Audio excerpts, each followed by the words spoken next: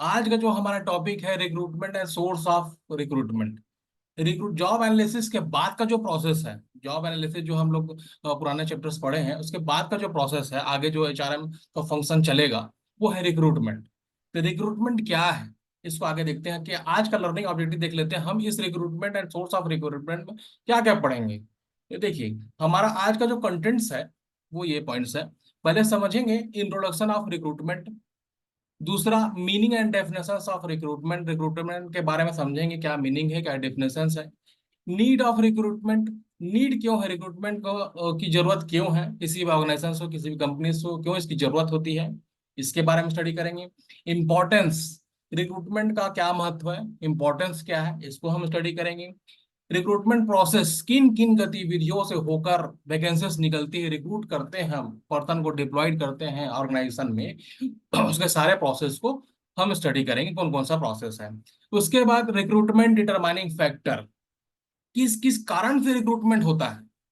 Determining factor means कौन कौन सा ऐसा फैक्टर है जिसके वजह से रिक्रूटमेंट होता है, मतलब वैकेंसीज निकालते हैं और पर्सन को डिप्लॉय करते हैं, तो कौन सा फैक्टर उसमें अफेक्ट करता है रिक्रूटमेंट में, वो सब स्टडी करेंगे। नेक्स्ट जो पढ़ेंगे हम, सोर्स ऑफ रिक्रूटमेंट, कौन कौन सा सोर्स होता है जहां से हम रिक्रूट कर सकते हैं पर्सन को। ये सारे पॉइंट्स आज ये हमारा लर्निंग ऑब्जेक्टिव है जिसको हम लाइन बाय लाइन स्टडी करेंगे। ठीक है, पहले हम आ जाते हैं रिक्रूटमेंट। आपको स्क्रीन में दिख रहा होगा रिक्रूटमेंट का एक विजुअल डायग्राम्स है। इस डायग्राम में आपको कुछ पॉइंट्स दिख रहे होंगे, जिसमें देखिए क्या क्या है। Skill, candidate, career, CV, employees, application, interview, search, recruitment. इसको आपको इंटरेक्शन करता हूँ, सभी को एक कंपोजिट वे में आपको समझाता हूँ, ऐसे समझ नहीं आएगा क्या है स्किल, क्या कैंडिडेट, क्या करियर, क्या सीवी, क्या है, समझ नहीं आएगा। एक एग्जांपल के थ्रू इस रिक्रूटमेंट क्या है उसको मैं समझाता हूँ। इन जो टर्मिनोलॉजी है, जो आसपास सराउंडिंग में टर्मिनोलॉजी दिख रहा है, इसको सबको कंपोजिट करते हुए रिक्रूटमेंट को आपको बताता हूँ कि होता क्या है। देखिए, पिछले चैप्टर में जो आप स्टडी किए थे वो है जॉब एनालिसिस। जॉब एनालिसिस कौन एनालाइज करता था? Job analyst. एक जॉब एनालिस्ट है जो कि एक कंपनी में हायर किया जाता है या फिर इंटरनल होता है। ठीक है, ये जॉब एनालिसिस्ट क्या आता है, वो एक किरदार निभाता है कि जॉब एनालिसिस करके वो कंपनी को दे।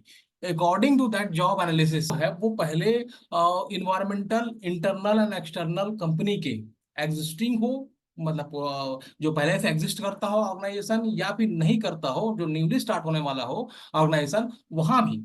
ठीक, देखिए न्यूली स्टार्ट करता है वहां जॉब एनालिस्ट की जरूरत नहीं पड़ती है। ठीक है, क्योंकि वो न्यूली स्टार्टेड है तो कोई दिक्कत नहीं, उसको हर डिपार्टमेंट का आवश्यकता है, हर वैकेंसीज की जरूरत होती है according to that their requirement. ठीक है, लेकिन क्या है, जो एग्जिस्टिंग है तो वहाँ जॉब एनालिस्टिक एनालिस्ट की क्या होता है, बहुत आवश्यकता होती है।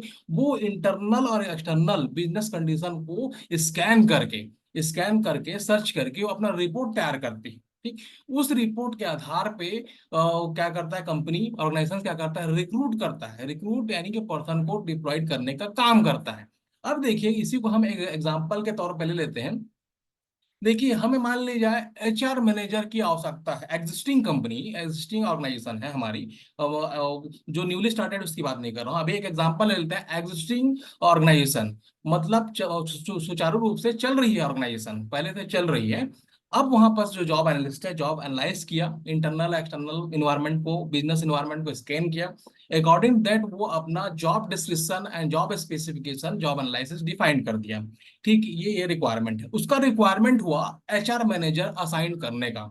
अब एचआर मैनेजर को असाइन करना है तो उसने अपने व्यवरा में, यानी कि वो अपना रफ बनाएगा पूरा कि ये रोल्स एंड रिस्पॉन्सिबिलिटी होगा, तो वो अपने जो जॉब एनालिस्ट होगा वो एक रफ बताएगा, पूरा डिटेल्स बताएगा कि एचआर मैनेजर का पोस्ट खाली है, उसको हम भरना है, तो क्या क्या उसमें होना चाहिए। तो क्या क्या होना चाहिए, ये सारा चीज देखिए इस डायग्राम से के थ्रू समझिए। सबसे पहले वो जॉब एनालिस्ट है वो स्किल की बात करेगा, स्किल को जो ऑर्गेनाइजेशन में चाहिए। तो स्किल, क्या क्या स्किल होना चाहिए, वो पुराना पढ़ चुके हो आप। ठीक है, क्या क्या होना चाहिए, लीडरशिप स्किल, मोटिवेशनल स्किल, और बहुत सारे स्किल है। कॉन्फ्लिक्ट स्किल हो गया, कॉन्फ्लिक्ट मैनेजमेंट करने की स्किल हो गया, राइटिंग स्किल होना चाहिए, स्पीकिंग स्किल, बहुत सारे स्किल हो सकता है मे बी, जैसे उसका रिक्वायरमेंट हो। जैसे उस एचआर मैनेजर पोस्ट के लिए जो भी रिक्वायरमेंट हो, जो कि एनालाइज, जो जॉब एनालिस्ट वो डिफाइन किए हो ना, जॉब स्पेसिफिकेशन में डिफाइन करना पड़ता है उनको। तो जॉब जब एनालाइज किया है तो पहला जो टर्म्स रखता है वो है स्किल, स्किल के अकॉर्डिंग रखेगा। दूसरा देखिए, नॉलेज चाहिए। अगर एचआर मैनेजर चाहिए हमको, तो उसको उस जैसे हम रिक्रूट करेंगे, जिसको लेके आएंगे कंपनी में, उसको उस टाइप का नॉलेज चाहिए जो ऑर्गेनाइजेशन को रिक्वायरमेंट है। एचआर मैनेजर जैसे हायर करना है तो उसका नॉलेज क्या होना चाहिए, एचआर के रिलेटेड उसको नॉलेज होना चाहिए। तीसरा जो है क्वालिटी, क्वालिटी उसके होना चाहिए। क्वालिटी मीन्स इनहेरेंट क्वालिटी, जो कैंडिडेट हम हायर करेंगे, ठीक है, तो जो एजेंसी को यानी जो ऑर्गेनाइजेशन को रिक्वायरमेंट है उसके हिसाब से उसका क्वालिटी होना चाहिए। क्वालिटी में भी कॉल्ड पर्सनालिटी ट्रेट्स, पर्सनालिटी जो मतलब ह्यूमन बिहेवियर का नेचर है, अंदर उसका ट्रेट्स रहता है। जैसे आप फर्स्ट सेमेस्टर में पढ़े होंगे personality, different types of personality traits. तो वो आदमी का अब अस्तित्व है, वो तो ऑर्गेनाइजेशन से कौन सा अस्तित्व के इंसान को चाहिए, वो सारा चीज जॉब एनालिसिस में करते हैं। तो क्या क्या हो गया, स्किल हो गया, इसमें एक ही पॉइंट लिखा हुआ है ना, मैं आपको सारा चीज डिस्क्राइब कर रहा हूँ, बट इसमें एक ही पॉइंट लिखा हुआ है, स्किल।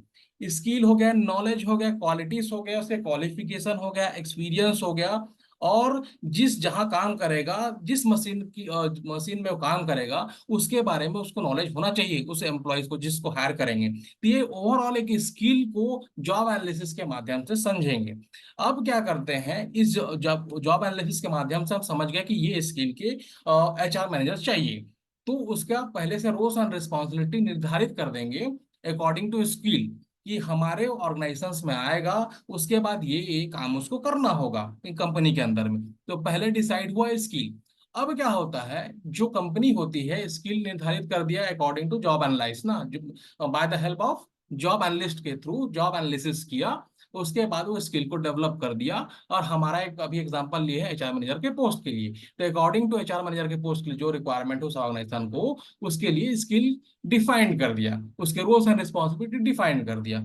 अब इसके बाद क्या होगा, अब वो कंपनी क्या करेगी, यहाँ तो डिफाइन हो गई कि जॉब में क्या करे, रोल्स रिस्पॉन्सिबिलिटी वगैरह सब डिफाइन हो गया। अब क्या करेगा कंपनी, एप्लीकेशन जनरेट करेगा, ठीक है, एप्लीकेशन निकालेगा कि यहाँ पर आप फॉर्म, जैसे ऑनलाइन हो सकता है, ऑफलाइन हो सकता है, कुछ भी हो सकता है। ये कंपनी क्या करता है, एक एप्लीकेशन निकालता है, इस एप्लीकेशन को कैंडिडेट को भरना होता है, ठीक है। ये तो दूसरा चीज क्या करता है, सीवी, सीवी यहाँ आपको दिख रहा होगा, सीवी मंगवाएगा कैंडिडेट से। सीवी को आप सबमिट कीजिए, उसके बाद शॉर्ट लिस्टेड होगा सीवी, उसके बाद हम देखेंगे, इंटरव्यू लेंगे, उसके बाद आपका सिलेक्शन होगा कि नहीं बाद में पता चलेगा, ठीक है।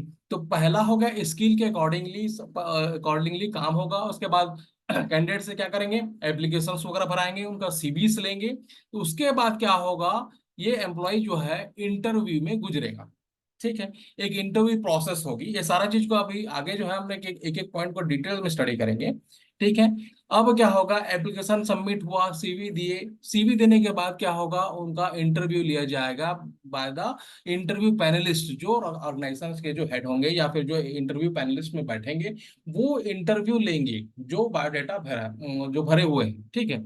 अब ये इंटरव्यूअर क्या करेंगे, जो कि बेस्ट होगा, बेस्ट कैंडिडेट होगा, इनमें से मान लीजिए हमारे एचआर मैनेजर के लिए एक पोस्ट ही निकाले हैं, और आपका कम से कम मान लीजिए आपके पास एप्लीकेशन सीवी आया हुआ है 10। अब इन 10 में से कौन सा बेस्ट है, कौन सा ऑब्जेक्टिव्स को जो कि एनालाइज किया है, जॉब एनालिस्ट ने एनालाइज किया है कि रिस्पॉन्सिबिलिटी और रोल्स को निभा सकता है, ऐसा कौन से इसमें से 10 कैंडिडेट में से बेस्ट है, ये कौन डिसाइड करेगा, इंटरव्यूअर। इंटरव्यू इंटरव्यूअर डिसाइड करेगा, और उसके बाद क्या करेगा, उन 10 कैंडिडेट में से बेस्ट कैंडिडेट होगा उसको क्या कर लेगा, असाइन कर लेगा।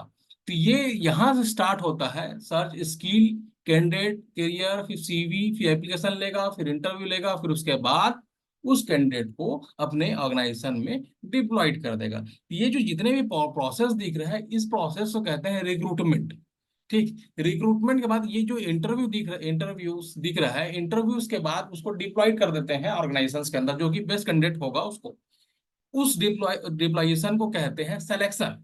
वो आप नेक्स्ट चैप्टर में पढ़ेंगे। यहां तक इंटरव्यू तक जो प्रोसेस हो रहा है वो है रिक्रूटमेंट, ठीक है। अब इंटरव्यू है जो कि बेस्ट को सेलेक्ट करके अपने ऑर्गेनाइजेशंस में लेके आ रहा है, उसको कहते हैं सिलेक्शन प्रोसेस, जो कि नेक्स्ट चैप्टर में हम स्टडी करेंगे। ये एक डायग्राम है जिसके माध्यम से हम रिक्रूटमेंट को समझ रहे हैं, ठीक है। अब नेक्स्ट इसमें चलते हैं जिसमें मीनिंग एंड डेफिनेशन समझेंगे। ये क्लियरिफाई हो जाएगा। ये आपको एक शॉर्टकट वे में समझाया है इसको, रिक्रूटमेंट है क्या चीज। अब एक डेफिनेशंस में समझ लीजिए कि रिक्रूटमेंट है क्या। देखिए इसमें मीनिंग आपको स्लाइड में दिख रहा होगा। मीनिंग मीन्स क्या है, देखिए recruitment is a positive process of searching prospective employees and stimulating them to apply for the job in the organization. When more person apply for job, then there will be a scope of recruiting better person। देखिए इसका कहने का मतलब क्या है, जो कि most recruitment एक ऐसा प्रोसेस है जो सर्चिंग करते हैं एम्प्लॉयज, जो कि मोस्ट प्रॉस्पेरेटिव एम्प्लॉयज होगा। वो जैसा हम जॉब एनालाइज किए हुए हैं उसके अकॉर्डिंगली जो चाहिए ऑर्गेनाइजेशंस को, उसके हिसाब से बेस्ट जो एम्प्लॉयज रहेगा उसको हायरिंग करना, लेके आना, सर्चिंग करना। ठीक है, हायरिंग कर लेंगे तो रिक्रूट वो सिलेक्शन में चला जाता है। यहाँ केवल क्या होगा, सर्च करना। सर्च हम क्या कर रहे हैं, हम एप्लीकेशन दे रहे हैं उनको, निकाल रहे हैं, तो सीवी ले रहे हैं, बायोडाटा ले रहे हैं, ठीक है, फिर उसको इंटरव्यू कराएंगे। तो ये सर्चिंग प्रोसेस है। रिक्रूटमेंट क्या है, सर्चिंग प्रोसेस। किस चीज का सर्चिंग है, जो कि एम्प्लॉयज का, जो हम ऑर्गेनाइजेशन के अंदर में लेके आएंगे और हमारा जो जॉब फाइनलाइज्ड हुआ है एचआर मैनेजर को वो कर सके, उसको फॉलो कर सके। ठीक, ये है रिक्रूटमेंट प्रोसेस। Recruitment means. वैसे ही सेम देखते हैं डेफिनेशन क्या कहता है। The process of finding and hiring the best qualified candidate. एक ऐसा प्रोसेस है रिक्रूटमेंट जिससे हम बेस्ट से बेस्ट कैंडिडेट क्या करते हैं, फाइंडिंग, उसके बाद हायरिंग, उसको हायर करके लेके आते हैं। ठीक है, इस फॉर अ जॉब ओपनिंग, जो हम जॉब ओपनिंग किए हैं अकॉर्डिंग टू जॉब एनालाइज। ठीक है, एचआर मैनेजर की जैसे एग्जांपल, हम उसी को आप माइंड में रखिएगा। एचआर मैनेजर का हम एक पोस्ट निकाले हैं, उसी का ही गो थ्रू करेंगे। तो एचआर मैनेजर का पोस्ट निकाले हैं, जॉब ओपनिंग क्या है, एचआर मैनेजर। तो इसके लिए जो भी बेस्ट कैंडिडेट होगा उसको हम क्या कर रहे हैं, फाइंडिंग कर रहे हैं, उसके बाद हमारे कंपनी में, हमारे ऑर्गेनाइजेशन में उसको लेके आएंगे। तो ये क्या है, रिक्रूटमेंट क्या है, process of finding and hiring the best qualified candidate for a job opening. ठीक है, इससे क्या होता है, ऐसे कैंडिडेट लेके आएंगे कि कॉस्ट इफेक्टिव मैनर में होना चाहिए। मतलब उसको, और आगे बताऊंगा आपको, इंटरव्यूअर जो होता है निगोशिएट भी करता है। जो कैंडिडेट इंटरव्यू देने के लिए आता है वो निगोशिएट करता है। जैसे कोई कंपनी में आप देखे होंगे, पैकेज इशू करता है, 7 लाख, 8 लाख, 9 लाख का पैकेज होता है। तो वो जो इंटरव्यूअर रहता है वो इंटरव्यू लेता है, उसको क्या करता है, निगोशिएट करता है कि आप इतने में काम कर लोगे।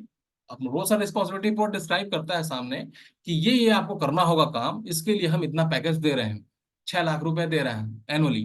तो वो अगर जो सामने वाला है वो ऑबिड हो जाता है कि हाँ ठीक, 6 लाख में करने के लिए तैयार है, निगोशिएट हो जाता है। तो वो क्या है, कॉस्ट कटिंग कंपनी की। मान लीजिए उसको उस काम के लिए, उस एचआर मैनेजर पोस्ट के लिए 10 लाख इन्वेस्ट करना होता, 10 लाख खर्चा करना होता सालाना। लेकिन वो जब इंटरव्यू ले रहा है तो वो उसमें कॉस्ट कटिंग कर दिया है अकॉर्डिंग टू निगोशिएशन के सहारे। वो क्या करता है, उस कैंडिडेट से उसको दाम को कम कर देता है, 10 लाख की जगह 6 लाख ले आता है, 6 लाख में एग्री कर लेता है कि वो काम करे। ठीक है, और एग्री उसी को करेगा जो कि बेस्ट कैंडिडेट होगा। ऐसा नहीं किसी को भी एग्री कर लेगा और वो 6 लाख में लेके आ जाएगा, ऐसा नहीं। जो कि बेस्ट कैंडिडेट होगा उसको नेगोशिएट करेगा कि हम 6 लाख में आपको रखना चाहेंगे। तो वो अगर हाँ बोलता है तो क्या है, उसको अपने कंपनी के अंदर लेके आएगा। तो ये क्या होगा, कॉस्ट इफेक्टिव प्लान। एक रिक्रूटमेंट एक ऐसा प्रोसेस है कि जो कि बेस्ट कैंडिडेट को फाइंड करके अपने कंपनी के अंदर लेके आएगा और टाइम और कॉस्ट की बचत करेगा। नेक्स्ट इसी लाइन में क्या कहता है, recruitment process include analyze the recruitment of a job, attracting employees to that job, screening, selecting, applying applicants, hiring, integrating the new employees to the organization. Same वही चीज कह रहा है। मतलब न्यू एम्प्लॉयज को, नया एम्प्लॉयज को कंपनी के अंदर, ऑर्गेनाइजेशन के अंदर लेके आना, हायरिंग करना, उसको फाइंडिंग करना। ठीक है, ये क्या है, रिक्रूटमेंट प्रोसेस है। ये क्लियर हुआ वाइटिया। एंड रिज्यूमे में डिफरेंस ये है, देखिए रिज्यूमे और बायोडाटा जो होता है ना वो शॉर्ट वे में होता है। शॉर्ट वे मतलब स्मॉलेस्ट वे, मीन्स एक एक पन्ना का होगा, 2 पन्ना का होगा होगा ठीक है, जिसमें आप नाम, क्वालिफिकेशंस, ठीक है, और एड्रेस वगैरह, ईमेल आईडी, फोन नंबर, ये सब लिखेंगे। ये छोटा होता है बायोडाटा एंड रिज्यूमे। ठीक, लेकिन क्यूरिकुलम आइडिया जो होता है वो एक लॉन्ग वे में, वो फुल डिस्क्रिप्शन ऑफ इंडिविजुअल। मतलब जो भी कैंडिडेट है उसका फुल डिस्क्रिप्शन होगा। वो मे बी 4 पेज का से लेकर वो 25 पेज, 50 पेज, 60 पेज, 100 पेज का भी हो सकता है। इसलिए उसे क्यूरिकुलम वाइटिया क्या कहा जाता है। इसमें पूरे चीज का डिस्क्रिप्शन होता है, उसके जितने जीवन काल में वो जो भी किया हो काम, वो पूरा डिस्क्राइब उस उसमें रहता है, उसको क्यूरिकुलम वाइटिया कहा जाता है, और रिज्यूमे में शॉर्ट वे में होता है। ये डिफरेंस है दोनों में। एक ऐसा प्रोसेस है जिसमें हम क्या करते हैं, सेलेक्ट करते हैं बेस्ट कैंडिडेट अपने कंपनी के लिए और उसको काम करवाएंगे, बस यही है। ठीक। Process of finding and hiring the best qualified candidate for a opening job, जो जॉब एनालिस्ट ने डिफाइन किया है 4 महीने का पोस्ट, उसके अकॉर्डिंगली वो क्या करता है, बेस्ट कैंडिडेट डिफाइन करके वो कंपनी के अंदर डिप्लॉयड करेगा। ये जो प्रोसेस है इसको ही रिक्रूटमेंट कहते हैं। ठीक है, नेक्स्ट आगे हम चलते हैं। Need of recruitment. Need of recruitment, recruitment की जरूरत क्यों है, रिक्रूटमेंट की जरूरत पड़ती है। जो पोस्ट खाली हो गया है या फिर नया पोस्ट है और उसको हमको काम कराना है, क्योंकि हमारा तो मेन ऑब्जेक्टिव, हमारा उद्देश्य है, उस ऑर्गेनाइजेशन का उद्देश्य है कुछ ना कुछ काम कर रहा है, ऑर्गेनाइजेशन रन कर रहा है, पीपल के थ्रू रन होता है। तो अगर पीपल ही काम ना करे, पीपल ही ना रहे, तो उसका काम कैसे होगा, वो अपने उद्देश्य को कैसे प्राप्त कर सकता है। तो इसलिए जरूरत है कि उसका उद्देश्य, उसका मेन जो ऑब्जेक्टिव गोल है, जो कंपनी का ऑब्जेक्टिव गोल है, वो अचीव कर सके। इसलिए रिक्रूटमेंट की जरूरत है, ताकि वहाँ हम जो पोस्ट खाली है, जो क्वालिफाइड कैंडिडेट की ऑर्गेनाइजेशन को जरूरत है, वो फुलफिल हो सके, और वो कैंडिडेट आकर कंपनी में अपना दायित्व, रोल्स एंड रिस्पॉन्सिबिलिटी निभाते हुए कंपनी के ऑब्जेक्टिव्स को फुलफिलमेंट करें। इसलिए नीड है रिक्रूटमेंट की। तो इसमें देखिए, इसमें प्रोसेस बताया हुआ है, आपको डायग्राम में दिख रहा होगा राउंड सर्कल में। Planned recruitment, anticipated need, unexpected recruitment and selection process. इसमें देखिए, इसमें चारों पॉइंट्स में क्या है, प्लान रिक्रूटमेंट मींस कंपनी क्या है, पहले से प्लान किया हुआ रहता है।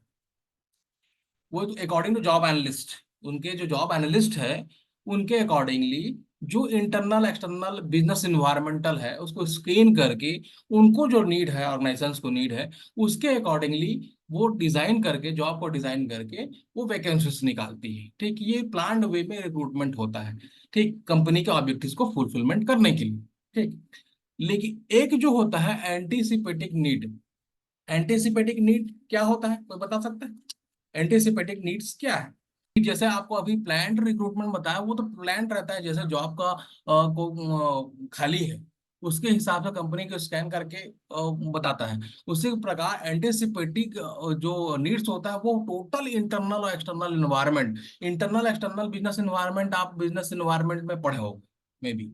ठीक है, तो वो पूरा टोटल स्कैन करके हर डिपार्टमेंट के बारे में internally and externally, externally means company के बाहर से भी, बाहर जो भी चाहिए उनको, उसके अकॉर्डिंगली वो हायर करेगा एम्प्लॉइज। ठीक है, तो सारा चीज को मतलब वो स्कैन करके, इंटरनल एक्सटर्नल इन्वायरमेंट को पूरी तरह से स्कैन करके वो निकालेगा। यहाँ जो है प्लांट अकॉर्डिंग टू नीड, जो मान लो एचआर मैनेजर क्या हो सकता है, तो उतना ही प्लांट है उसका, प्रोडक्शन मैनेजर की जरूरत है तो उतना ही उसके हिसाब से करेगा। अगर मान लीजिए उसको फाइनेंस मैनेजर की जरूरत है, तो उसके हिसाब से प्लान करके वो रिक्रूटमेंट निकालेगा। एंटीसिपेटेड नीड्स मींस पूरा ओवरऑल बिजनेस को खंगालना। ठीक है, ओवरऑल पूरा बिजनेस को खंगाल के फिर वो अपने ग्रोथ को बढ़ाने के लिए, बिजनेस के ग्रोथ को बढ़ाने के लिए वो एक वैकेंसी के लिए तैयार करेगा, जॉब डिजाइन करेगा। ठीक है। और तीसरा जो है अनएक्सपेक्टेड रिक्वायरमेंट। अनएक्सपेक्टेड रिक्वायरमेंट एक ऐसा रिक्वायरमेंट है जो कभी भी हो सकता है।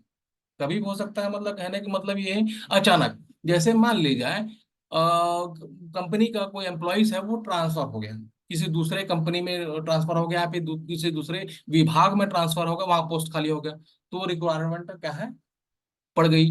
ठीक, दूसरा क्या हो सकता है, प्रमोशन हो गया, तो प्रमोशन मान लीजिए जब वो एक जूनियर मैनेजर है, वो सीनियर मैनेजर में ट्रांसफर हो गया, प्रमोशन हो गया। ठीक है, तो अपग्रेड हो गया, वो उसको वो वाला नीचे वाला पोस्ट खाली हो गया। ठीक, उसके एक हिसाब से रिक्वायरमेंट जनरेट हो गया। ठीक है, कोई ऐसा हो गया जो रिटायर्ड हो गया, कोई ऐसा एम्प्लॉइज है जो कि रिटायर्ड हो गया, उसके जगह खाली हो गया। कोई ऐसा एम्प्लॉइज हो गया जो कि मान लो कुछ कारण डेथ हो गया, या फिर इलनेस की वजह से डेथ हो गया, ठीक, कुछ बीमारी की वजह से डेथ हो गया, उसके वजह से रिक्वायरमेंट खाली हो गया। ठीक है, वैकेंसीज खाली हो गया। तो ये अनएक्सपेक्टेड, पता नहीं कंपनी को कि कब कहाँ वैकेंसी खाली होगा, अनएक्सपेक्टेडली रिक्वायरमेंट जनरेट हो गया। ये 3 टाइप के जनरेशन होता है, उसके जनरेशन के अकॉर्डिंगली ही क्या होगा, सिलेक्शन करेगा। जो लास्ट जो प्रोसेस दिख रहा है आपको, सिलेक्शन करना। तो प्लान्ड वे में भी रिक्रूट करना, या एंटीसिपेटिक वे में नीड जनरेट करना, और अनएक्सपेक्टेड रिक्वायरमेंट जनरेट करना, ये कंपनी की अंदर चलता है। ठीक है, प्लान्ड वे में तो प्लान करके करेगा नीड, एंटीसिपेटेड में पूरा खंगालेगा बिजनेस को, इंटरनल एक्सटर्नल पूरा, अनएक्सपेक्टेड उनको पता नहीं होता। ठीक है, अकॉर्डिंग दिस क्या होता है, मेन जो है इसका जो पर्पस है, तीनों प्रकार के जो है वो क्या करेगा, लास्ट में सिलेक्शन करेगा। मेन क्या करेगा, सिलेक्शन करने के बाद उसका जो ऑब्जेक्टिव्स है, उसका जो ऑब्जेक्टिव किसका, ऑर्गेनाइजेशन का वो जो मोटिव है, जो ऑब्जेक्टिव है, उसको फुलफिल करने के लिए इस प्रोसेस को किया जाता है। इस प्रोसेस को, ये जो प्रोसेस आपको दिख रहा है, प्लान रिक्रूटमेंट करना, एंटिसिपेटिंग नीड और अनएक्सपेक्टेड रिक्वायरमेंट, ये सब चीजों खंगाल के सेलेक्ट करना, बेस्ट एम्प्लॉय को लाना, इसके लिए अपने फंक्शंस को, अपने अपने ऑब्जेक्टिव्स को, अपने ऑर्गेनाइजेशन के ऑब्जेक्टिव्स को फुलफिलमेंट करने के लिए, इसलिए जरूरत है रिक्रूटमेंट की। आगे है importance of recruitment. Importance of recruitment क्यों है, क्यों जरूरत है रिक्रूटमेंट का।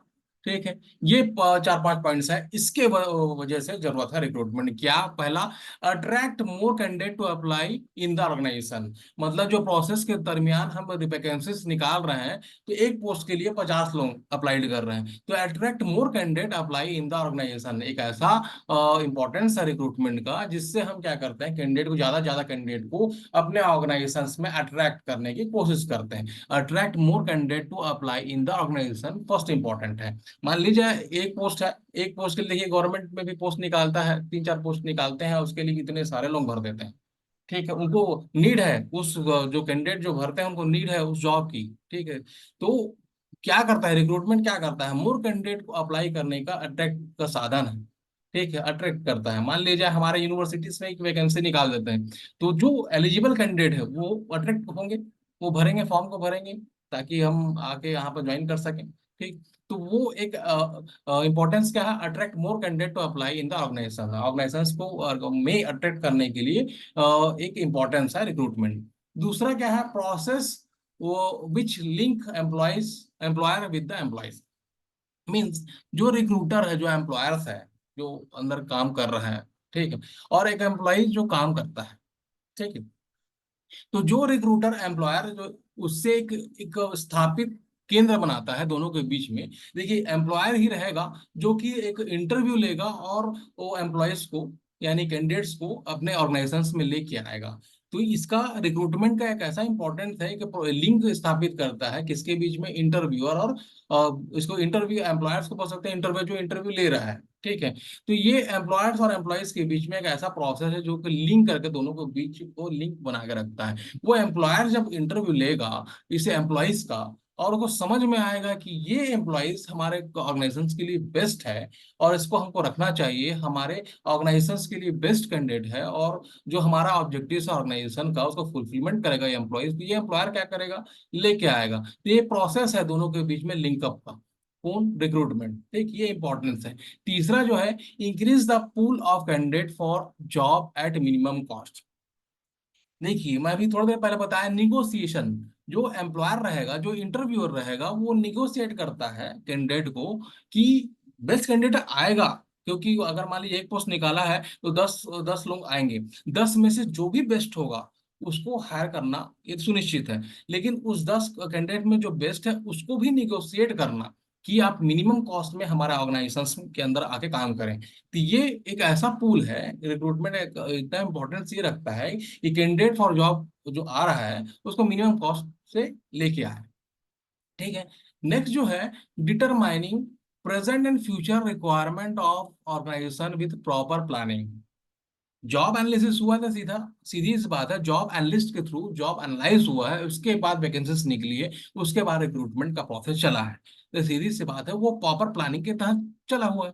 तो ये एक ऐसा रिक्रूटमेंट, मतलब क्या है, एक पूरा प्रोसेस जो है एकदम वेल प्लान्ड है। तो वेल प्लान है सब, क्या होगा अकॉर्डिंग टू, अभी पिछले स्लाइड में पढ़े थे, जितना रिक्वायरमेंट है एट प्रेजेंट में, और इन फ्यूचर हो सकता है, अगर मान लीजिए कंपनी का ग्रोथ करना है, उसको और अपना प्रोडक्टिविटी बढ़ाना है, तो अभी एट प्रेजेंट में जो भी है उसको और बढ़ाना है मान ली जाए, तो उसको फ्यूचर में और भी जरूरत पड़ सकती है। तो ये जो रिक्रूटमेंट प्रोसेस है क्या करता है, उसको फुलफिलमेंट करता है विद प्रॉपर प्लानिंग।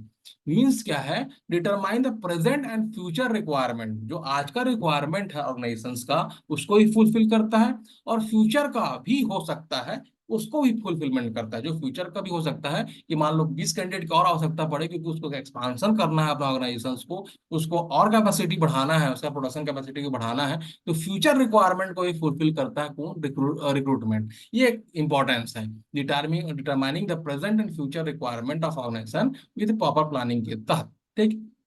नेक्स्ट क्या है, to provide good quality people to the organization, best skill, best knowledge, best expertise. ठीक, ये सारा चीज ढूंढ के जो इंटरव्यूअर है वो स्टडी करके उसको लेके आते हैं। तो सीधी सी बात है, हमारे पास जो कैंडिडेट आएगा वो कौन कैंडिडेट आएगा, बेस्ट कैंडिडेट आएगा। देखिए जी, इंटरव्यू आगे भी इसमें पढ़ेंगे।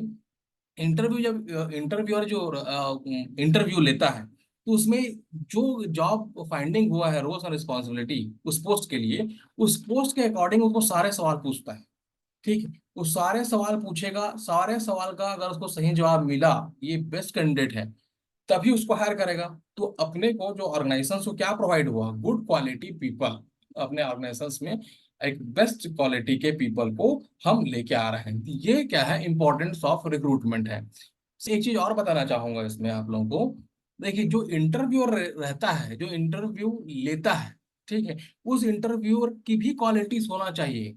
क्योंकि वो जब इंटरव्यू ले रहा है, जब पैनल में बैठा हुआ है इंटरव्यू लेने के लिए, ठीक है, जब कैंडिडेट्स वैकेंसी भरेगा और उसके बाद इंटरव्यूअर के सामने आएगा, तो इंटरव्यूअर का भी क्वालिटी होना चाहिए कि वो इंटरव्यू ले सके सामने वाले का। तो उसमें बहुत सारे ऐसा क्वालिटीज होना चाहिए इंटरव्यूअर का, ताकि वो इंटरव्यू ले सके। ऐसा कोई भी नहीं कि जिसको नॉलेज ही नहीं है, किसको ज्ञान नहीं है उस पोस्ट के वैकेंसी के बारे में, वो इंटरव्यू में बैठा है तो क्या सवाल पूछेगा, वो क्या सवाल पूछेगा, आप जो सामने कैंडिडेट बैठा हुआ है नहीं पूछ पाएगा। तो इंटरव्यूअर भी है, उसका भी एक सेटअप होता है। क्या क्या सेटअप होता है कि उसके अंदर क्या क्या होना चाहिए, वो एक पॉइंट्स बता रहा हूँ, इसमें लिखा हुआ नहीं है। ठीक है, उसको आप सुनिए बस। ठीक, इसमें लिखा हुआ नहीं है और आपके बुक में भी नहीं मिलेगा। ठीक है, जो इंटरव्यूअर है उसके अंदर क्या होना चाहिए, एक एक्टिव लिसनिंग, लिसनिंग कैपेसिटी होना चाहिए, कि जब वो इंटरव्यू ले रहा है सामने वाले का तो उसका भी सुने। ये नहीं कि अपना ही सुना है, अपना सवाल पूछे वो आंसर नहीं दे पाया सामने वाला, तो फिर दूसरा सवाल पूछे उसका आंसर नहीं दे पाया, तीसरा सवाल पूछे। तो कम से कम उसको स्पीक, क्या है, जब इंटरव्यू जो कैंडिडेट बैठता है सामने तो वो थोड़ा सा वो स्ट्रेस कंडीशंस में होता है। तो एक इंटरव्यूअर को एक ऐसा इन्वायरमेंट डेवलप करना चाहिए ताकि वो इंटरव्यूअर जो देने आया है उसको प्रॉब्लम ना हो, उसको स्ट्रेस ना हो, और ये जो इंटरव्यूअर है एक्टिव तरीके से, सही तरीके से लिसन कर सके सामने वाले का बात। कि जैसे इंटरव्यूअर ने पूछ दिया कि आपके बारे में बताइए, आप क्या पढ़े हैं, वो डिटेल बताएगा। तो सामने वाला क्या करेगा, पूरा अपना डिटेल बताएगा, मैंने ये किया है, यहाँ से पढ़ाई किया है, यहाँ से ये किया है, यहाँ से वो किया, पूरा फलाना ठिकाना सब बताएगा वो। ठीक है, तो सामने वाला इंटरव्यूअर को ये पैसेंस होना चाहिए एक्टिव वे में कि वो सुने सब बात को, फिर उसके बाद वो अपना एक्शन ले। ठीक है, तो इंटरव्यूअर को एक एक्टिव लिसनर होना चाहिए। दूसरा उसका होना चाहिए, इंटरव्यूअर की बता रहा हूँ, दूसरा उसका होना चाहिए इमोशनल एंड इंटेलिजेंस। मीन्स वो कैंडिडेट को जज करने की उसको कैपेसिटी होना चाहिए, वो क्या बोल रहा है, क्या सोच रहा है, उसके बोलने के तरीके से ही वो उसको समझ जाए। मतलब उसको जजमेंटल उसका इमोशनल जजमेंटल उसके अंदर होना चाहिए। तो ये क्वालिटी किसके अंदर होना चाहिए, इंटरव्यूअर के वो होना चाहिए, तभी वो जज कर सकेगा सामने वालों को। तीसरा होना चाहिए काम एंड रिलैक्स्ड। देखिएगा, ये क्वालिटी जब इंटरव्यू आप देते होंगे, कहीं कहीं ना कहीं दिए होंगे इंटरव्यू, तो जो इंटरव्यू होता है वो काम साइलेंट रहता है, रिलैक्स कंडीशन में रहता है। भले आप जो इंटरव्यू देने आए वो रिलैक्स नहीं रहेगा, मन में खलबली चलते रहेगा, क्या पूछेंगे, क्या होगा, सर ने क्या पूछेगा, ये सब चलता रहता है। लेकिन जो इंटरव्यू रहता है उसके अंदर भी मन में भी रहता है, लेकिन वो रिलैक्स रहता है, उस काम रहना जरूरी होता है, रिलैक्स होना जरूरी रहता है, ताकि सामने वाला पैनिक ना हो। ठीक है, खुद ही अगर मान लो रिलैक्स नहीं है, हड़बड़ हड़बड़ कर रहा है, ठीक है, कुछ कुछ सवाल पूछ रहा है जो कि रिलेवेंट ही नहीं है, ठीक है, उस इंटरव्यू के लिए, तो वो इंटरव्यू परफेक्ट नहीं है। ठीक है, तो ये काम, उस इंटरव्यूअर का क्वालिटी क्या होना चाहिए, रिलैक्स्ड वे में काम कंडीशन होना चाहिए। और चौथा जो होना चाहिए उस इंटरव्यूअर का, टैलेंट रिकॉग्नाइजेशन। टैलेंट मतलब जो हमको जॉब की रिक्वायरमेंट है, उसी टैलेंट को खोजना है उस इंटरव्यूअर को, तो उसको परख होना चाहिए उस टैलेंट को खोजने की। ये क्वालिटी उस इंटरव्यूअर के पास होना चाहिए। तीसरा क्या होना चाहिए, खुद को, इंटरव्यू लेने बैठा है तो खुद को नॉलेज होना चाहिए उस जॉब का। मान लीजिए एचआर एचआर के इंटरव्यू के लिए बैठा हुआ है इंटरव्यूअर, तो खुद को नॉलेज होना चाहिए ना एचआर का, कि सवाल पूछ रहा है बस दो चार किताब पढ़ के आगे है इंटरव्यू लेने के लिए और पूछ दिया, ठीक है, और बाकी इंटरनल ज्ञान नहीं है, ठीक है, तो उसको फुली नॉलेज होना चाहिए, मतलब ऐसा एक्सपर्ट होना चाहिए जिस जॉब के लिए वो इंटरव्यू लेने आया है उसका फुलफिल और फुल ज्ञान हो उसको, ठीक है, तो नॉलेज होना चाहिए, ये उसके अंदर क्वालिटी होना चाहिए। ये सारा जो क्वालिटीज है वो एक इंटरव्यूअर के पास होना चाहिए, तभी वो जो आएगा सामने कैंडिडेट उसको इंटरव्यू ले सकता है। रिक्रूटमेंट प्रोसेस किन किन गतिविधियों से गुजर के एक रिक्रूटमेंट बनता है, इसको भी आपको क्लियरिफाई पहले से बता चुका हूँ। देखिए, पहले ये आइडेंटिफाई करेगा जॉब वैकेंसी।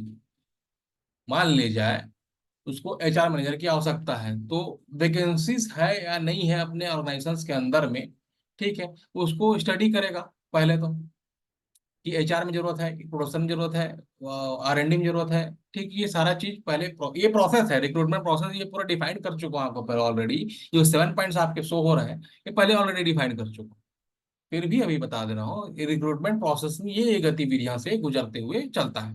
तो पहले पहले फाइंड आउट करता है जॉब वैकेंसी। दूसरा क्या है, prepare job description and job analysis. Job description job analysis क्या है, क्या डिवाइडेड है, वो है job description and job specification. पिछले चैप्टर में पिछले क्लास में हम लोग पढ़े हैं, ठीक है, मतलब ये डिस्क्रिप्शन और जॉब स्पेसिफिकेशन दोनों ज्वाइंट करके जॉब एनालिसिस कहलाता है। तो ये जॉब एनालिसिस करेगा, उसके बाद ही तो आगे प्रोसेस चलेगा।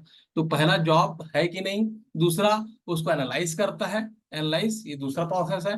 तीसरा उसको एडवर्टाइज करेगा, एडवर्टाइज द जॉब वैकेंसी। जो जॉब एनालाइज किया हुआ है, जॉब एनालिस्ट जो है, उसको अब क्या करता है, वो एडवर्टाइज करता है। एडवर्टाइज करने का बहुत सारा तरीका होता है, ऑनलाइन, ऑफलाइन, क्लासिफाइड पेपर्स में देना, न्यूज़पेपर में देना, ठीक है, और अपने साइट्स में अपलोड करना। ये बहुत सारा एडवर्टाइजमेंट के जरिया होता है जहाँ पर जॉब वैकेंसीज को निकाला जाता है। उसी जॉब वैकेंसीज को देखते हुए क्या होता है, कैंडिडेट क्या करता है, भरता है, ठीक, या फिर एप्लीकेशन देता है या फिर ऑनलाइन भरता है, ठीक। उसके बाद क्या होता है, जब ऑनलाइन, जब कैंडिडेट देखते हैं उसको, ऑनलाइन ऑनलाइन भरते हैं, उसके बाद क्या होता है, मैनेजिंग द रिस्पॉन्स। जितने भी है सबको जो भी रिस्पॉन्स आता है उसको मैनेज करना, ठीक है। मतलब अगर मान लीजिए एक पोस्ट निकाले हैं, 10 लोग उसमें किए हैं, तो 10 का डेटा रखेंगे ना। जो कंपनी है, मान लीजिए एक एचआर मैनेजर का पोस्ट है और 50 लोग भर लिए हैं और 50 लोगों का डेटा आया हुआ है कंपनी के अंदर, तो उसको एक डेटा बेस में रखेगा, मैनेजिंग द रिस्पॉन्स, जितने भी रिस्पॉन्स आया है उसको मैनेज करके रखेगा। अब उसमें से, ठीक है, मान लीजिए एमबीए में आपको एडमिशन लेने के लिए 60% की आवश्यकता है, ठीक, 60% आपके ग्रेजुएशन में होना चाहिए।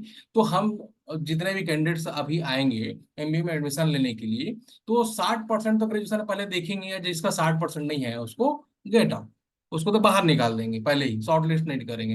अब जो 60% से ऊपर में है उसको हम अलग से डेटाबेस में बना के रखेंगे, तो ये शॉर्ट लिस्टिंग कहलाता है, ठीक है। जितने भी रिस्पॉन्स आया उसमें से शॉर्ट लिस्ट करके रखना, अलग निकाल के रखना, ठीक है। उसके बाद मान ली जाए अभी स्टूडेंट आए, ठीक है, हम 100 MBA की है मान ली जाए सीट, और उसमें से स्टूडेंट आए, स्टूडेंट को शॉर्ट लिस्ट किए अकॉर्डिंग टू हमको जो चाहिए, 60% चाहिए मान लीजिए, उसके अकॉर्डिंग शॉर्ट लिस्टेड कर लिए हैं।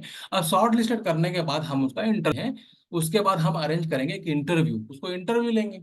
इंटरव्यू लेने के बाद जो इंटरव्यूअर है उसमें से बेस्ट को चूज करेगा, ठीक है।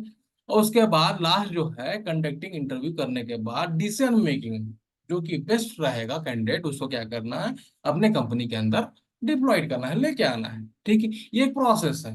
जॉब आइडेंटिफाई करना, जॉब वैकेंसी पहले आइडेंटिफाई करना, जॉब एनालिस्ट जो है पूरा डिस्क्राइब करेगा स्पेसिफिकेशन और जॉब डिस्क्रिप्शन करेगा, ठीक। उसके बाद एडवर्टाइजमेंट निकालेंगे, एडवर्टाइजमेंट वेरियस माध्यम हो सकता है निकालने का।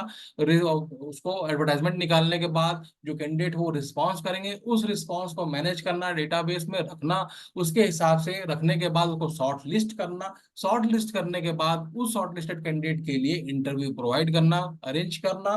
फिर उसमें से जो बेस्ट कैंडिडेट होगा इंटरव्यू लेने के बाद उसमें से बेस्ट को अपने कंपनी में डिप्लॉयड करना, ये एक recruitment process. Okay, clear. Next है रिक्रूटमेंट डिटरमाइनिंग फैक्टर। मतलब रिक्रूटमेंट करने के लिए कौन कौन सा ऐसे फैक्टर है जो अफेक्ट करते हैं रिक्रूटमेंट प्रोसेस को। रिक्रूटमेंट प्रोसेस को कौन कौन सा फैक्टर है जो कि अफेक्ट करता है। हम रिक्रूटमेंट निकाल रहे हैं, वैकेंसीज निकाल रहे हैं और पर्सन को हायर कर रहे हैं, तो अकॉर्डिंग टू जॉब एनालिसिस करके ही कर रहे हैं। लेकिन वो जॉब एनालिसिस भी अफेक्टेड है, किसी को कौन कौन सा फैक्टर से अफेक्टेड है वो इस पॉइंट आउट में डिफाइन किया गया है। देखिए, पहला जो है इसमें रेपुटेशन ऑफ द ऑर्गेनाइजेशन। अब इसको एक सिंपलेस्ट वे में समझिए।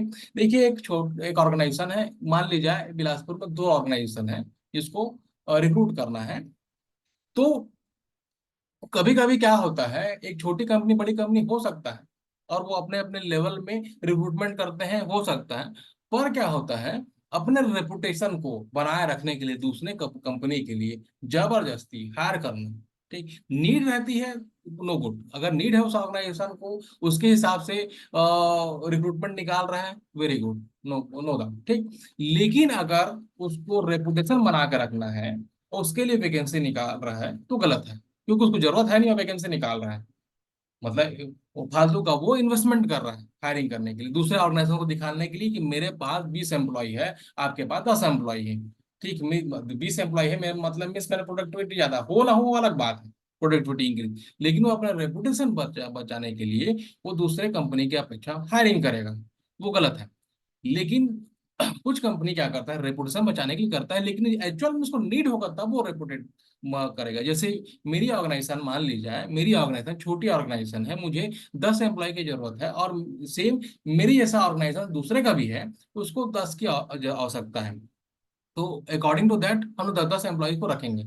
बट क्या है, अब मुझे उसे दिखाना है कि अगर मेरा ग्रोथ हो रहा है, वो नहीं हो रहा अलग बात है, लेकिन सामने वाला को मुझे दिखाना है कि उससे मैं सुपर सीट, तो मैं जबरदस्ती हायरिंग करूंगा, मैं 10 का 11 कर दूंगा।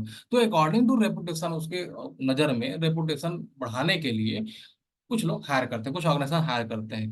बट ये फैक्टर हो सकता है कि ये फैक्टर हो सकता है, रिक्रूटमेंट डिटरमाइनिंग फैक्टर पड़ रहा है ना, ये एक फैक्टर है रिक्रूटमेंट निकालने का, ये अफेक्ट करता है रिक्रूटमेंट, जबरदस्ती रिक्रूटमेंट निकालने का। ठीक, रेपुटेशन ऑफ द ऑर्गेनाइजेशन। दूसरा है salary and other benefit offered.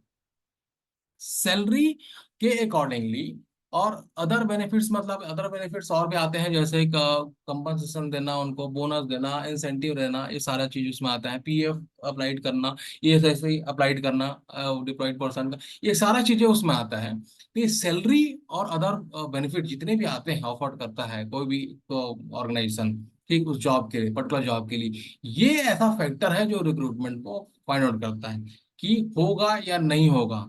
जैसे मान लीजिए किसी भी ऑर्गेनाइजेशन में एचआर का दो कंपनी है, मान लीजिए दो कंपनी सिमिलर, मान लीजिए रेपुटेड कंपनी है, सिमिलर है।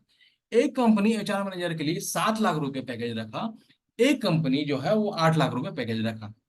और अगर मैं ओवरऑल देखा जाए तो ग्रोथ दोनों का सेम है, टर्नओवर दोनों का जो प्रॉफिट टर्नओवर है वो एक सेम है, मतलब सिमिलर वे में कंपनी है, दो कंपनी। बट क्या है, वो एक क्या है 7 हजार रुपये सैलरी रखा, एक 8 हजार रुपये सैलरी रखा है। वो अकॉर्डिंग टू सैलरी भी रिक्रूटमेंट एक फैक्टर, ग्रोथ हो रहा है। बट यहाँ पर भी जो पहला जो हम पॉइंट पढ़े हैं, और रेपुटेशन की बात आती है ऑर्गेनाइजेशन की, उसके हिसाब से अब आप कहाँ पर जाओगे। ऐसा ऑर्गेनाइजेशन जो सेम है, सेम ग्रोथ कर रहा है, सेम प्रॉफिट रेशो है, सेम लेवल में काम कर रही है, बट एक 7 लाख रुपए दे रही है और एक 8 लाख रुपए दे रही है, तो आप किस में जाएंगे, 8 लाख रुपए वाले में जाएंगे, क्योंकि सेम है, दोनों का लेवल तो सेम है। लेकिन तो आप किसको प्रीफर करेंगे, 8 लाख वाले को। तो ये सैलरी एक ऐसा फैक्टर है जो रिक्रूटमेंट को डिफाइन करता है, ठीक है। तीसरा जो है terms and condition of service. जो सर्विस है, जो मतलब जॉब है, सर्विस मीन जॉब कह सकते हैं, तो उसके जो टर्म्स एंड कंडीशन क्या क्या अप्लाइड करते हैं, ये जॉब एनालिस्ट ने डिफाइन किया हुआ है। इसके अकॉर्डिंग, तो इसके अकॉर्डिंग भी डिटरमाइन होगा रिक्रूटमेंट। ये फैक्टर, मतलब अगर मान लीजिए जॉब एनालिस्ट ने डिफाइन किया है कि हमको ये चाहिए, तो मतलब ये चाहिए, तो जो प्रोसेस है रिक्रूटमेंट प्रोसेस उसके बेस में ही बनेगा ना, जो उसको चाहिए। तो सर्विस के जो टर्म्स है कंडीशन है, उसके अकॉर्डिंगली ही रिक्रूटमेंट प्रोसेस बनेगा, ठीक है। एचआर मैनेजर की जरूरत है तो एचआर मैनेजर ही हायर करेंगे, दूसरा नहीं हायर करेंगे, उसको जो क्वालिटी चाहिए उस एचआर मैनेजर का, वही क्वालिटी के ही रिक्रूटमेंट निकालेंगे, ठीक है। तो जो टर्म्स एंड कंडीशन है उस जॉब का, उस सर्विस का, उसके अकॉर्डिंग ही रिक्रूटमेंट चलता है। Nature of vacancy, nature of vacancy के हिसाब से ही, मतलब वैकेंसी क्या है, लोअर पोस्ट के लिए, अपर पोस्ट के लिए, या फिर सुपर सीट के लिए, ये भी डिपेंड करता है उसके रिक्रूटमेंट के लिए। नेक्स्ट जो है गवर्नमेंट रिजर्वेशन नॉर्म्स, देखिए ये भी एक इम्पोर्टेंट फैक्टर है। तो गवर्नमेंट गवर्नमेंट कंपनी में ऑलरेडी होता है रिक्रूटमेंट का नॉर्म्स होता है, जिसमें SC ST OBC general criteria बना हुआ है। ठीक, उसके अकॉर्डिंगली ही सीट निकालेंगे, सीटें उसके अकॉर्डिंगली ही क्या होगा, रिक्रूटमेंट निकालेंगे। कुछ प्राइवेट कंपनी भी रिजर्व करते हैं कि गवर्नमेंट नॉर्म्स को फॉलो करना होता है उनको। कुछ प्राइवेट कंपनी है उसको भी ऑपरेट करेंगे कि इतना परसेंट ये लेंगे, इतना परसेंट ये लेंगे, इतना परसेंट ये लेंगे। कुछ कंपनियां, प्राइवेट कंपनियां करती है क्योंकि उनको मैंडेट होता है। ठीक है, जैसे हमारे बालकों में मैंडेट्स है ट्रांसजेंडर को लेना, उनको 5% के जो है, या मान लीजिए 100% स्कोरिंग देखते हैं तो 5% ट्रांसजेंडर चाहिए। ट्रांसजेंडर मीन्स ना वो मेल है ना फीमेल है, ट्रांसजेंडर। तो उसको हायर करके लेके आ रहा है, मतलब उसका सीटें रिजर्व्ड है। ठीक है, तो वो भी एक रिजर्वेशन प्रोसेस रहता है, उसके वजह से रिक्रूटमेंट अफेक्टेड होता है। ठीक, नेक्स्ट जो है organizational growth and stability. Growth और स्टेबिलिटी के हिसाब से भी कितना बड़ा ऑर्गेनाइजेशन है, कितना उसको ग्रोथ चाहिए इन फ्यूचर में, किस स्टेज में आज खड़ा है ऑर्गेनाइजेशन। ठीक, वो मतलब इसको बोल सकते हैं हम इंटरनल एंड एक्सटर्नल पूरा इन्वायरमेंटल बिजनेस इन्वायरमेंट, उसके हिसाब से, उसके एक्सपांशन, ऑर्गेनाइजेशन के एक्सपांशन के हिसाब से, उनके ग्रोथ के हिसाब से भी रिक्रूटमेंट निकलता है। ठीक, अगर मान लो उसको नीड है ज्यादा वो एम्प्लॉयज की, तो रिक्रूटमेंट निकालेगा, नीड नहीं है तो नहीं निकालेगा। तो ये ग्रोथ और स्टेबिलिटी पे, उसके स्थिरता पे और ग्रोथ पे भी डिपेंड करता है रिक्रूटमेंट प्रोसेस। नेक्स्ट जो है टेक्नोलॉजी एडवांसमेंट। मान लीजिए इस कंपनी जिस टेक्नोलॉजी पर काम कर रही है वो टेक्नोलॉजी चेंज हो जाता है, ठीक, या अपग्रेड होता है, तो उसके अकॉर्डिंगली हमको वो ऐसा डिप्लॉयड पर्सन की जो आवश्यकता होती है। ठीक है, तो उसके लिए भी हम रिक्रूटमेंट निकालेंगे। क्योंकि मान लीजिए जो काम कर रहा है, जिस टेक्नोलॉजी जो बंदा काम कर रहा है, तो वो काम उसमें सक्षम नहीं है, हमको अपग्रेड करना है, अपग्रेड कर दिया, अपग्रेड करने के बाद जो डिप्लॉयड पर्सन पहले से है वो काम नहीं कर पा रहा है, तो हम उसके लिए रिक्रूटमेंट निकालेंगे ताकि वो मशीन्स पे काम कर सके। ये टेक्नोलॉजी एडवांसमेंट होने की वजह से भी रिक्रूटमेंट निकलता है। ये एक फैक्टर है। वर्क प्लेस कल्चर, जो इन्वायरमेंटल कंडीशन है, जो मतलब जो कल्चर, इन्वायरमेंटल कंडीशन होता है, बिजनेस इन्वायरमेंटल कंडीशन होता है इंटरनली, वो भी एक ऐसा फैक्टर है जिसकी वजह से रिक्रूटमेंट डिफाइन होता है। ठीक है, नेक्स्ट जो है लोकेशन और वर्क कंडीशन, ये भी एक ऐसा फैक्टर है जो कि लोकेशन है। मुझे कहीं कोई बोल दिया जाए पाकिस्तान में जाके काम करो, पाकिस्तान में वैकेंसी निकला हुआ है, वहां पर 1 करोड़ रुपए आपको पैकेज है, मैं नहीं जाऊंगा क्योंकि लोकेशन मुझे फैक्टर करता है। ठीक, तो लोकेशन एक वर्किंग कंडीशन, वहाँ के वर्क जो है कंडीशन, वही एक अफेक्ट करता है रिक्रूटमेंट निकालने के लिए।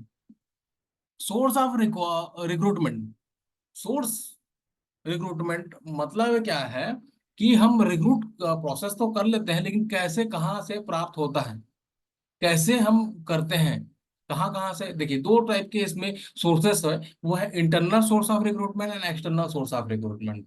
मतलब किसी भी एम्प्लॉयज को हम हायर करना है, अपने कंपनी के अंदर लेके आना है, तो कैसे लेके आएंगे, ये दो तरीका है, इंटरनल सोर्स और एक्सटर्नल सोर्स। एक्सटर्नल सोर्स में कैसे कैसे है, इसमें देखिएगा आपको दिख रहा होगा, advertisement, placing agency, educational institute, e recruitment, employee referral, employee exchange, factory gate recruitment, walk in candidate and internship. देखिए इसमें बता रहा हूँ, एक तरीका होता है कैंडिडेट हायर करने का एक्सटर्नली, वो एडवर्टाइजमेंट। एडवर्टाइजमेंट देते हैं किसमें, किसमें देते हैं, अपने साइट में देंगे, या फिर ऑनलाइन देंगे, या फिर सोशल मीडिया का यूज करेंगे, या फिर और पेपर में देंगे, क्लासिफाइड में देंगे। ये एडवर्टाइजमेंट जरिया होता है, सोर्स है कि आप अब सोर्स वहां पर अप्लाइड करेंगे तब तो कैंडिडेट उसको देख के आएगा अपने कंपनी के अंदर में इंटरव्यू देने के लिए। तो ये एक्सटर्नली एक ऐसा सोर्स है, कौन सा, एडवर्टाइजमेंट। दूसरा है प्लेसमेंट एजेंसी। प्लेसमेंट एजेंसी बहुत सारे आजकल ऐसा है, प्लेसमेंट एजेंसी खुल गए हैं जो कि जॉब दिलाने का काम करते हैं। ठीक है, जैसे रायपुर में बहुत सारी कंपनी है, मैं खुद की प्लेसमेंट एजेंसी का काम करती है उसको रिक्रूटमेंट प्रोसेस को काम करने के लिए। नेक्स्ट है एजुकेशनल इंस्टीट्यूट। एजुकेशनल इंस्टीट्यूट देखिए कई लोग बहुत सारे ऐसे स्टूडेंट्स हैं जो कि अच्छे कॉलेज में पढ़ना चाह रहे हैं। ठीक है, क्योंकि क्यों पढ़ना चाह रहे हैं, जैसे एमबीए करना चाह रहे हैं, एमबीए करते हैं तो कुछ को विदेश में जाते हैं, कोई और कहीं जाते हैं, वो उसको देख के जाते हैं पैकेज। वहाँ के जो इंस्टीट्यूट है वो क्या करता है, रिक्रूटमेंट प्रोसेस उनका चलता है पैकेज वाला सिस्टम। ठीक है, जैसे एमबीए यहाँ से किए तो यहाँ पर आपका प्लेसमेंट होगा, इंटरनली। ठीक है। तो ऐसे ऐसे कुछ बहुत सारे ऐसे कॉलेजेस हैं, ठीक है, ऐसे यूनिवर्सिटीज हैं जो कि प्लेसमेंट प्रोवाइड करती है। तो वो प्लेसमेंट कौन प्रोवाइड करते हैं? Educational institute. तो ऐसे बहुत लोग क्या होता है एडमिशन लेते हैं क्योंकि प्लेसमेंट को देख के लेते हैं कि उनको 10 लाख 20 लाख का पैकेज का शॉर्ट किया जाता है कि उनको पैकेज दिया जाएगा, 2 साल एमबीए कर लेंगे उसके बाद आपको ये पैकेज में आपको काम में रखेंगे। बहुत सारी कंपनी से टाई अप रहता है। ठीक है। तो ये ऐसा एजुकेशनल इंस्टीट्यूट होते हैं जो कि रिक्रूटमेंट में काम करते हैं। ठीक है। और ई रिक्रूटमेंट, ई रिक्रूटमेंट मीन्स ऑनलाइन। ठीक है। ई रिक्रूटमेंट जो होता है वो एक ऑनलाइन प्रोसेस है। ऑनलाइन प्रोसेस मतलब आप ऑनलाइन निकाल दिए, साइट्स पे निकाल लिए, आपको भरना है भरिए, नहीं भरना है मत भरिए, आप देखिए, देखना है देखिए, नहीं देखना है मत देखिए। ठीक है। ये जो प्रोसेस है ई रिक्रूटमेंट का वो अपने साइट पे निकाल देता है। और उसके बाद अगर कैंडिडेट उसमें गो थ्रू करते हैं तो जाहिर सी बात है भरेंगे। और आजकल तो सोशल मीडिया का जमाना है, थोड़ा सा ऑनलाइन निकला नहीं तो पूरा पहुंच जाता है सबके पास में, फेसबुक, व्हाट्सअप, ये सब चल रहा है। ठीक है। नेक्स्ट जो है एम्प्लॉयज रेफरल्स। एम्प्लॉयज रेफरल्स एक ऐसा है प्रोसेस, इससे भी रिक्रूटमेंट कर सकते हैं।